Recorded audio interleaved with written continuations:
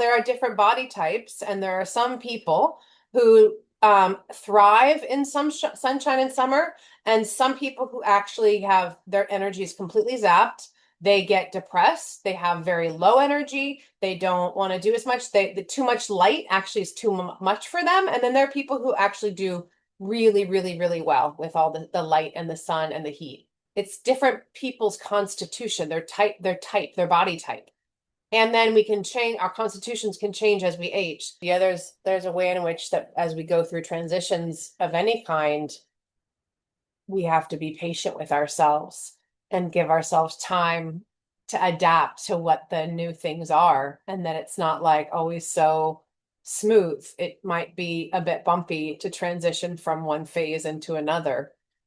It's summer, then and you're cutting yourself off from getting more daylight, then other mechanisms of the body might be thrown off, like your sleep, like your mood, like your energy, like your even your hunger levels can be impacted by how much daylight and movement that you're getting.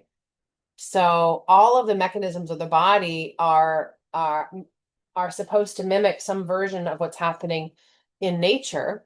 So if you're ignoring those things, then you're shutting off mechanisms of the body. Not shutting them off, but you're not being as supportive of them as you could be. If you're even just sitting outside for a few minutes on a chair and steps and getting out into the daylight at all, that's better than not. Is it doesn't have to be gung ho. If the heat of the day is too much for you, then wait till the sun goes down a bit more and go out when it's cooled off a little more in the early evening. It's good to adapt. I mean, it's okay to sweat a little by being out in the heat. It's okay to move slower.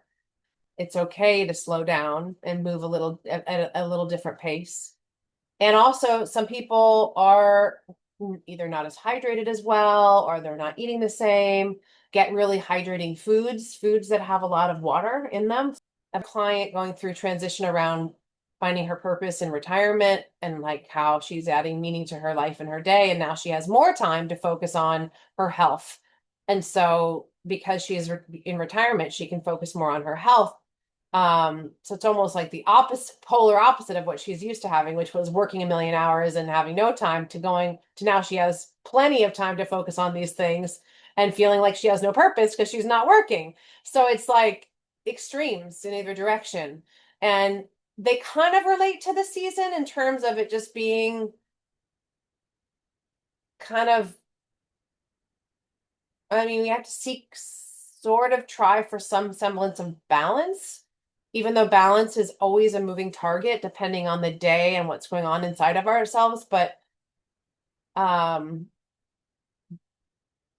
balance is what we strive for, but it doesn't mean we're going to achieve it all the time. It's a fleeting thing, but we aim towards a greater sense of some balance, so that even though you might be working all these hours or moving out of the home with your from your being going through a separation or divorce or anything, like those are big transitions and big life changes, and to not ignore your physical body